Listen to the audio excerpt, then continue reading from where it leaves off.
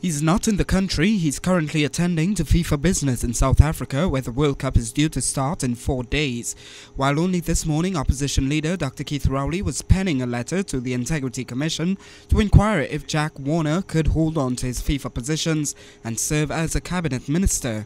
But Prime Minister Kamla Persad-Bissessar says the Attorney General is already looking at it. I've asked the Attorney General to make inquiries into the matter, and he has proceeded. In fact, even before the issue arose, I had requested the AG to look into the matter for us.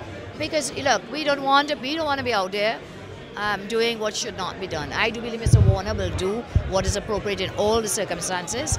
But it's a new government, it's early days, and there were transitional arrangements that had to be made. If there are no legal restrictions, then the other problem is whether he'd have time to handle both responsibilities. Mr. Warner is a maverick, and it is that very trait that people love him for. He gets things done, he can work, he can get things done. I'm sure we will look at it. If there is no legal impediment, then it will be a matter of using time. And Mr. Warner is a man who works 18 hours a day, public holidays 24/7. So it will boil down to that. So what is the right thing? It would mean giving up FIFA duties or giving up his cabinet position.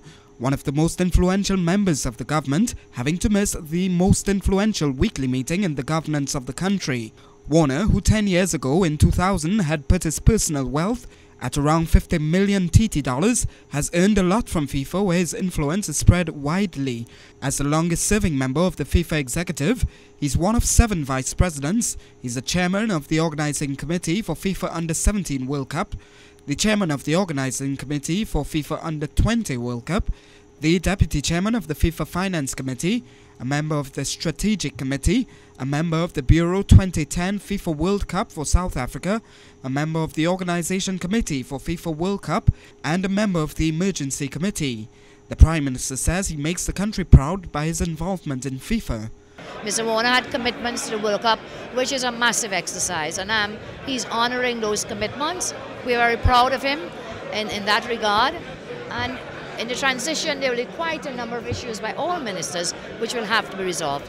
I know if at the end of the day, and Mr. Warner said that himself, that if it is, then Mr. Warner has to choose, he will choose and do the appropriate thing. Warner is also president of CONCACAF and special advisor to the Trinidad and Tobago Football Federation.